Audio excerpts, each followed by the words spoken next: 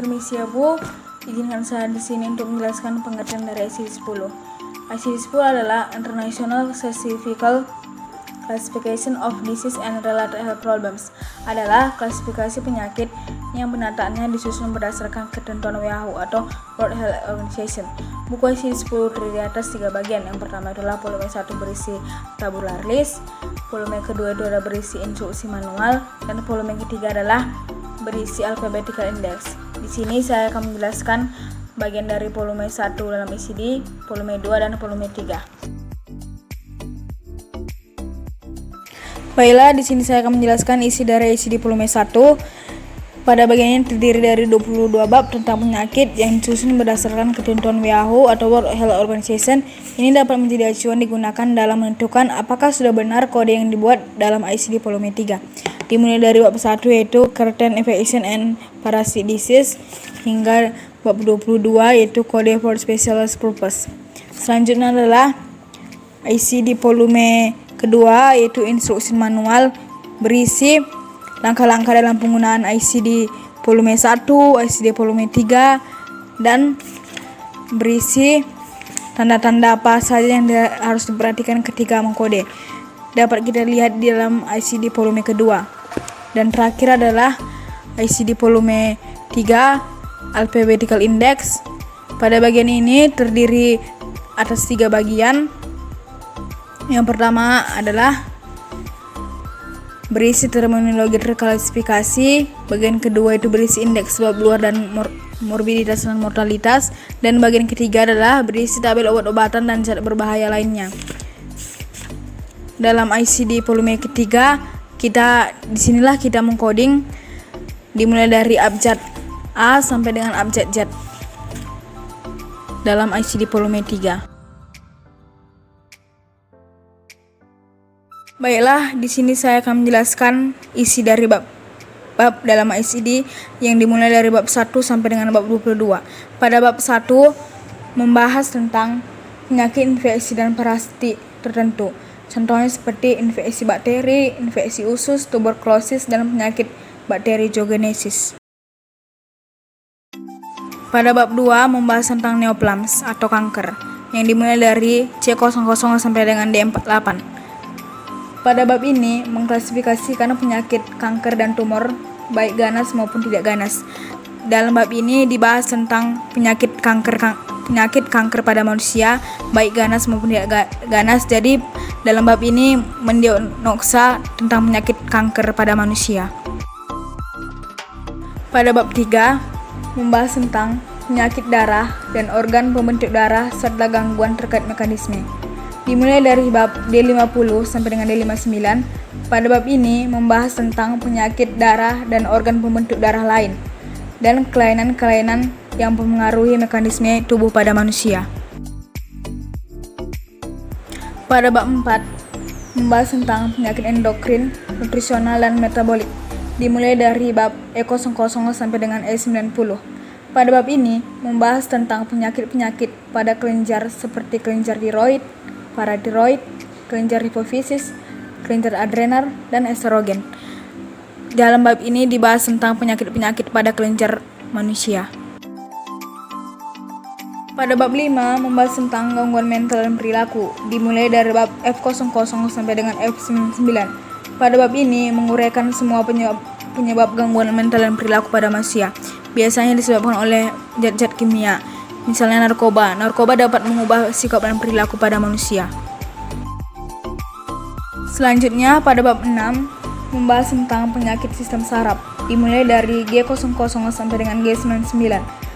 Kondisi yang diklasifikasikan pada bab ini disebabkan oleh efek obat maupun penyebab eksternal. Pada bab 7 membahas tentang penyakit mata dan aneksia mata. Dimulai dari bab H00 sampai dengan H59. Pada bagian ini membahas tentang kelainan-kelainan pada mata seperti kelainan pada kelopak mata, lensa mata, glaukoma, kelainan otot pada bola mata, dan gangguan penglihatan. Dalam bab ini dibahas tentang gangguan maupun penyakit pada mata manusia. Pada bab 8 membahas tentang penyakit mata dan proses mastoid. dimulai dari bab H60 sampai dengan H95. Pada bab ini membahas tentang penyakit mata dan penyakit pada telinga manusia. Bedanya adalah ditambahkan di sini apa-apa saja penyakit pada telinga manusia. Selanjutnya pada bab 9 membahas tentang penyakit pada sistem sirkulasi pada manusia, dimulai dari bab I00 sampai dengan I99. Pada bab ini membahas tentang penyakit pada sistem sirkulasi pada manusia seperti penyakit jantung, penyakit sistem sirkulasi, penyakit pembuluh darah pada manusia. Selanjutnya pada bab 10 membahas tentang penyakit pada sistem respirasi pada manusia, dimulai dari bab J00 sampai dengan J99. Pada bab ini membahas tentang penyakit-penyakit sistem respirasi pada manusia, apakah disebabkan oleh infeksi, penyakit pada saluran nafas, dan penyakit lain pada saluran pernapasan pada manusia. Pada bab 11 membahas tentang penyakit pada sistem digestif atau sistem pencernaan manusia, dimulai dari bab K00 sampai dengan K93. Pada bab ini membahas tentang penyakit pada sistem pencernaan seperti penyakit pada rongga mulut, rahang, dan penyakit lain pada sistem pencernaan manusia. Selanjutnya pada bab 12 membahas tentang penyakit kulit dan jaringan subkutan, dimulai dari bab L00 sampai dengan L99. Pada bab ini berisi kode infeksi seperti dermatitis, kondisi lain pada kulit, jaringan subkulit, dan organ pelengkap kulit. Organ pelengkap kulit itu seperti contohnya yaitu kuku. Pada bab 13 membahas tentang penyakit sistem otot, kerangka tulang, dan jaringan ikat, dimulai dari bab M00 sampai dengan M99. Pada bab ini membahas tentang penyakit pada sendi, kelainan jaringan ikat pada manusia. Pada bab 14 membahas tentang penyakit sistem kemih kelamin pada manusia, dimulai dari bab N00 sampai dengan S99. Pada bab ini membahas tentang penyakit pada sistem kemih kelamin pada manusia. Selanjutnya pada bab ke-15 membahas tentang kehamilan, kelahiran, dan nifas, dimulai dari bab O00 sampai dengan O99. Pada bab ini membahas tentang penyakit pada masa kehamilan pada manusia, kelahiran, dan nifas. Selanjutnya pada bab 16 membahas tentang kondisi tertentu yang berasal dari periode perinatal, dimulai dari bab P00 sampai dengan P96. Pada bab ini membahas tentang kelainan penyakit pada janin dan kelainan lain pada periode perinatal.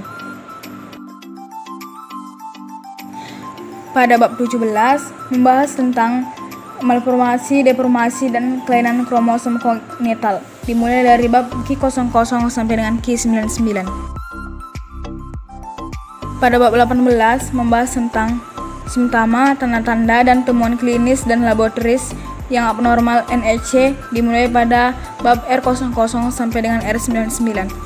Pada bab ini berisi gejala, tanda, dan hasil pemeriksaan dari prosedur dan kondisi tidak jelas tanpa diagnosis bisa diklasifikasikan pada bab ini, yaitu bab 18. Selanjutnya pada bab 19 membahas tentang cedera, keracunan, dan konsekuensi lain dari akibat sebab luar tertentu, dimulai pada bab S00 sampai dengan T98. Pada bagian ini dijelaskan cedera-cedera yang dialami pada manusia seperti cedera kepala, cedera kaki, cedera pinggul, paha, dan lain sebagainya. Pada bab ini dibahas cedera-cedera yang disebabkan oleh penyakit pada manusia. Selanjutnya pada bab 20 membahas tentang kasus eksternal morbiditas dan mortalitas, dimulai dari V01 sampai dengan D98, menjelaskan diagnosa pada morbiditas dan mortalitas pada manusia. Pada bab 21 membahas tentang faktor yang mempengaruhi status kesehatan, dimulai dari bab J00 sampai dengan J99. Pada bab ini dibahas faktor-faktor yang mempengaruhi status kesehatan pada manusia. Dan bab terakhir dalam ICD 10 yaitu bab 22 membahas tentang penyakit khusus tertentu, dimulai dari bab U00 sampai dengan U99. Baiklah, itulah penjelasan mengenai bab-bab dalam ICD 10 yang dimulai dari bab 1 sampai dengan bab 22. Terima kasih ya Bu, jika ada kesalahan kata mohon dimaafkan.